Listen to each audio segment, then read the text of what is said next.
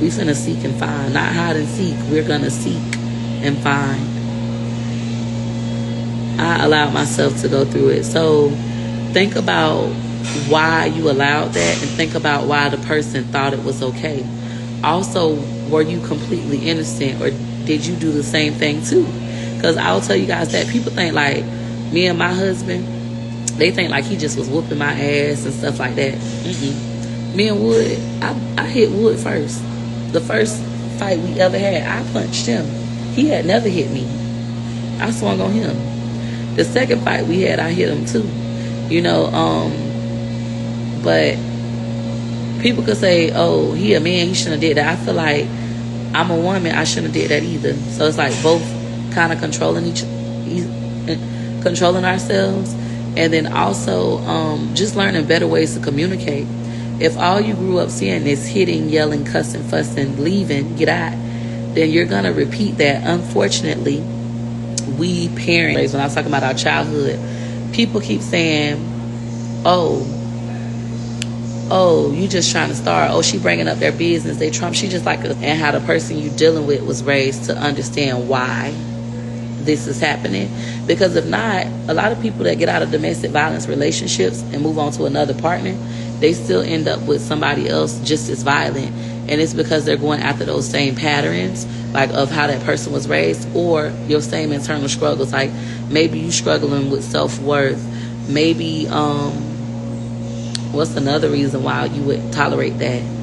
I'm going to say self-worthiness would be like the strongest one, or you just lack communication skills. Both of y'all don't know how to communicate. You don't know how to sit down and talk and hear each other. Also, as women, I will say this, I'm guilty of this myself. As women, we think that everything should go our way, and that plays a big part. I'm not saying just because you think things should go your way, it's an excuse for somebody to hit you. No, nobody should hit you. You're not their child. But as women, we think like the man's supposed to do everything we want, when we want, how we want. And sometimes we forget that they're a person and they have their own way of doing things as a person. And we got to be okay with them doing things their own way. That's stuff I had to learn. And most importantly, you have to forgive yourself. And you got to do it over and over. So you got into a domestic violence relationship. You probably stayed longer than you should, went back more than you should, right? So you feel. But if you start doing the research, it takes most domestic violence people 5 tries to leave. It takes you 5 tries to leave, typically. How many tries did it take you? Did it take you 5? Did it take you 3? Did it take you 20? It's okay. Also, some people in domestic violence relationships, they never get out. They never leave. And that's also okay. I don't give a fuck what nobody say. It is okay for you to stay if that's what you want to do, right? But if you decide to stay, you need to come up with a safety plan if you're going to stay. If this was to happen, who do we call? Where do we go? What room is safe to lock myself in? What are some calm down mechanisms if you decide to stay? Don't beat yourself up for wanting to go back. That's normal. It's all a normal emotion. If you choose to leave, that's okay. Get in some domestic violence support groups. Go speak to some domestic violence advocates. I done been to classes about this, read books, been to groups. I done did all of that stuff. And Peach, the crazy part is I worked for DCF for 6 years, and because of my trauma, I resigned. But it's life, baby. Forgive yourself. Realize everybody has trauma. There's people that won't drive cars because they've been in a car accident, or somebody they love died in a car accident and they won't drive a car. That's trauma. Me and my husband was shopping at Crocs. When Wood and I was shopping at Crocs, I told him get the Shrek Crocs, right? He was like, I don't want Crocs. The only people that wear Crocs is niggas in jail and prison. I ain't wearing that shit. I said, oh, now I understand. I said, before, I thought you didn't want to wear Crocs because you didn't want to be a part of our family. But now I understand. Crocs remind you of jail and prison. That's a trauma response. That was a traumatic experience for you. You don't got to wear the Crocs. I understand. He was like, that's trauma? I said, yes, that's trauma. Something as simple as that. That is a traumatic experience. And from that traumatic experience, you decided, I'm never wearing Crocs because that's for people in jail and prison. That's okay. I accept that answer. And he said, man, I'm about these motherfucking shoes, right? And so he ended up getting them. And now Wood will put on a pair of Crocs. But he didn't understand. So, like, don't feel bad that you have trauma. Everybody does. talk about it. You don't have to talk about it out loud like I do and try to navigate it like I do. You can do it through journaling. You can do it through video diarying or voice diarying. I do all of that. I do voice memos in my phone where if I don't feel like writing, I'll just, today I'm feeling like blah, blah, blah, blah, blah, blah, blah, blah, blah, blah, blah, blah, blah, blah. And I don't expose that to the world. That's just for me to get it out. Sometimes I'll just write in my diary and nobody will know because I won't expose it. It's just something for me to keep. Sometimes I talk about it out loud with others and they give me guidance and insight. Like, what you doing right now? That's stuff you need to do. How you talking to me? I'm somebody that has experienced domestic violence. I'm somebody that has been in a domestic violence relationship, and I've also been the violator, right? I've been the victim and I've been the violator. So I have an understanding. You can't have these kind of conversations with people that have never experienced it. They won't understand when you say you missed them. They won't understand when you say you mad at yourself. They won't understand when you go back. I understand, and I want you to know, like, everything is okay. Everything is okay. Just come up with a plan. So I want to say this. I was in one of my sisterhood circles.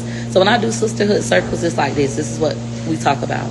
So I like to joke and kiki, but deep down, I like these kind of conversations. These are my favorite kind of topics, just like because I want to prevent it from going on.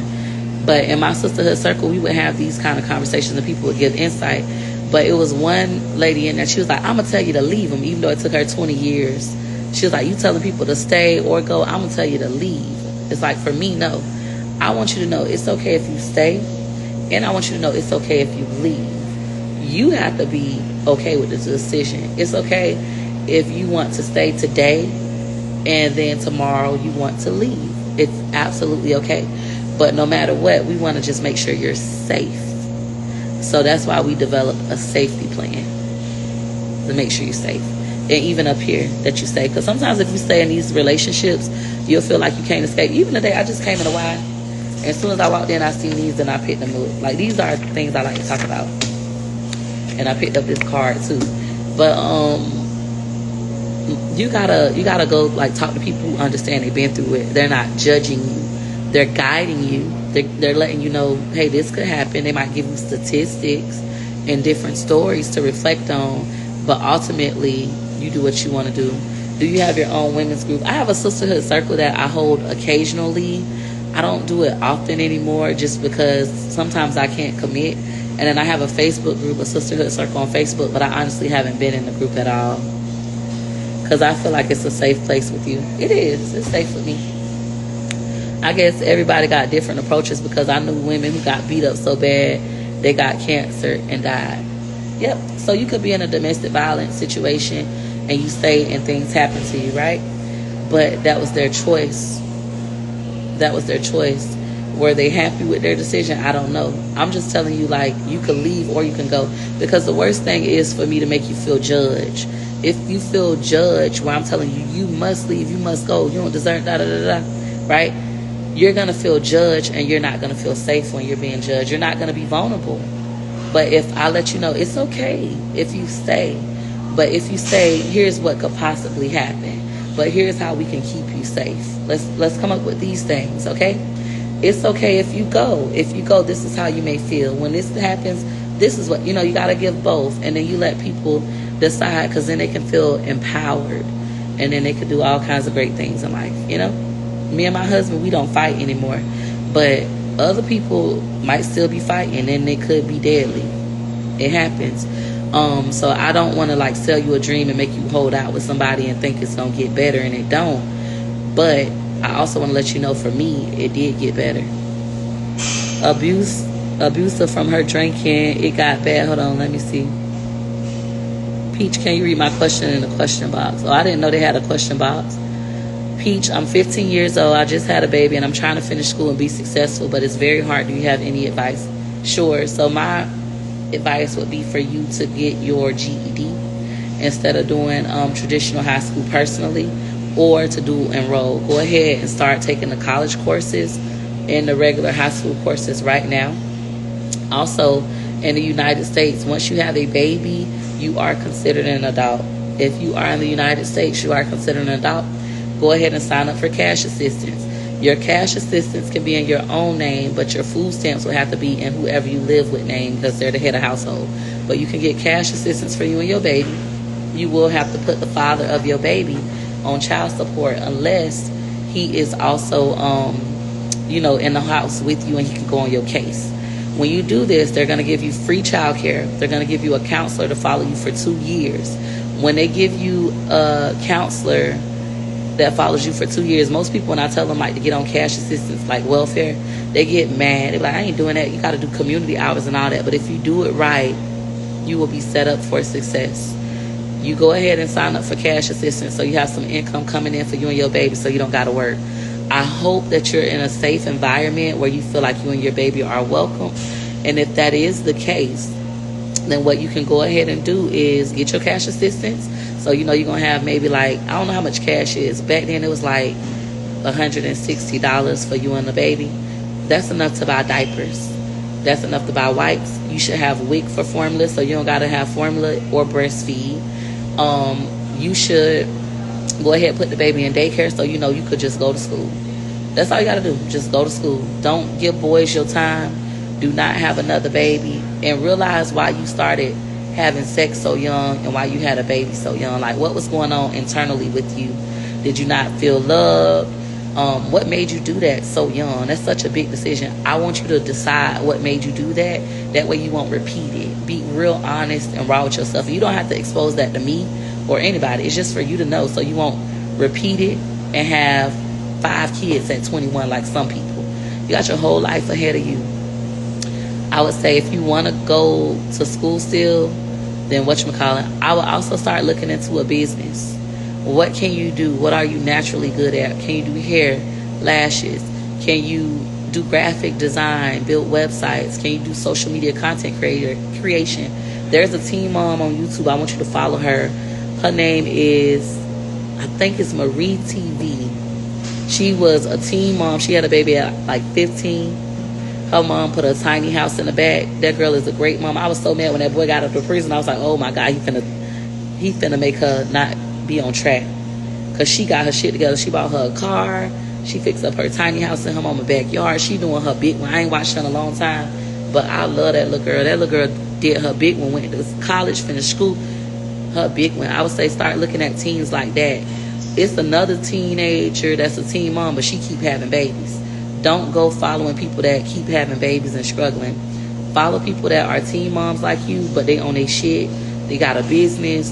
They got a house. They got a car. It's something for you to aspire to be like.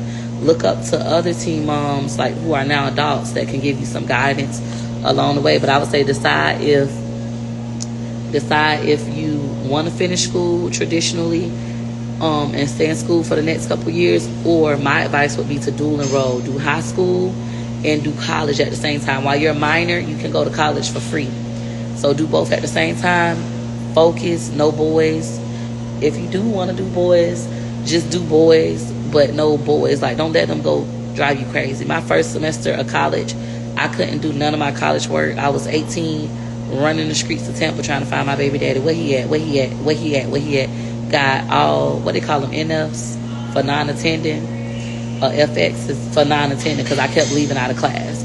It's okay if you still want to like be with your baby daddy and all that, but don't make him your dream. That would be my advice. Don't make a nigga your dream.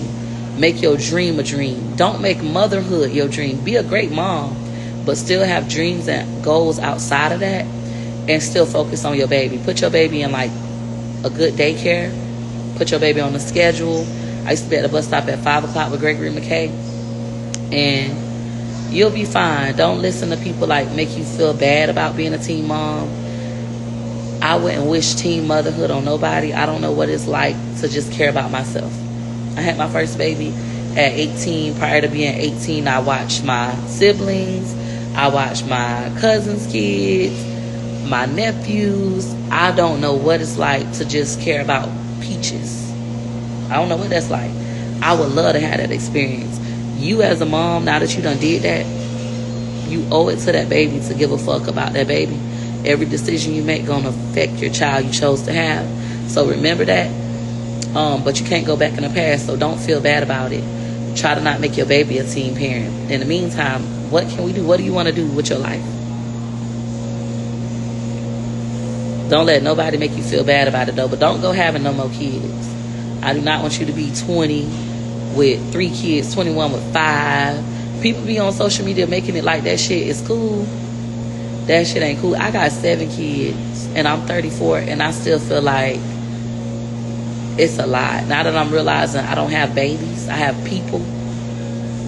You don't have a baby, you have a person. A person with feelings and emotions, and they're growing up, and they're gonna go into the world. It's a lot, baby. It's a heavy load. Well, I guess we could do questions in the box. I've never done this. Okay. Hey, can you add me to the live? No. Hey, Peach, I'm 8 months pregnant, and my husband is emotionally abusive. I love him, but I just want a divorce, but I have a baby on the way. So, Asia, if you want a divorce, get a divorce. If you want to stay, stay. Emotional abuse is not okay. I want to acknowledge that. No type of abuse is not okay. Emotional abuse isn't okay. Physical abuse isn't okay. Financial abuse isn't okay. It's not okay, but it does happen. A lot of times, us as women, when we get pregnant, men tend to feel like, oh, she pregnant, she got to just go in time out, especially black men. Especially black men from the hood. She pregnant, she in time out. And they go out and do what the fuck they want to do. They dog you out, some of them, so bad when you pregnant. Excuse me, my advice would be for you to just start doing stuff to make you feel good about being pregnant. Like, if you want to do the divorce, that's fine. In some states, they won't let you go through with a divorce until the baby is actually born. So look up your state rules. But in the meantime, you just start doing stuff for you and your baby.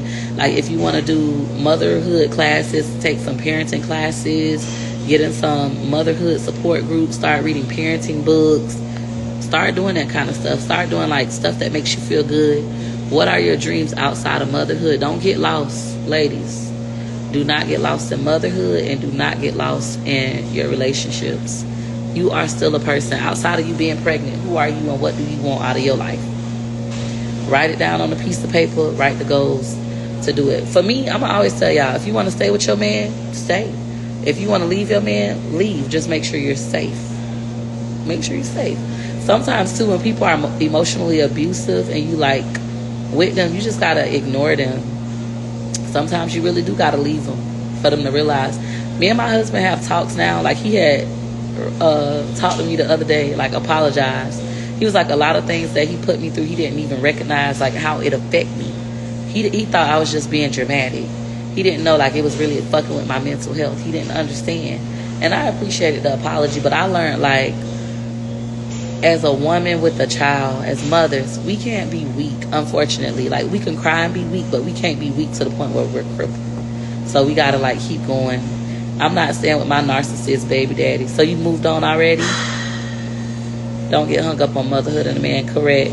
Do you think it's okay for your boyfriend to save snaps of other women because they're just friends? So I feel like that's absolutely okay. If somebody sees somebody, let's say a man is online and you see a woman that's beautiful and he like her picture, I don't give a fuck about that.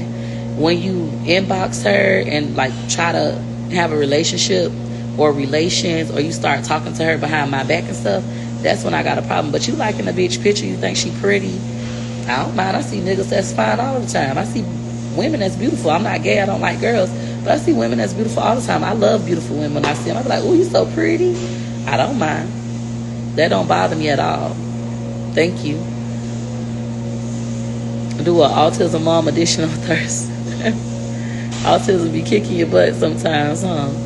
I'm supposed to be battling in this phone by on Instagram, but my phone is about to die.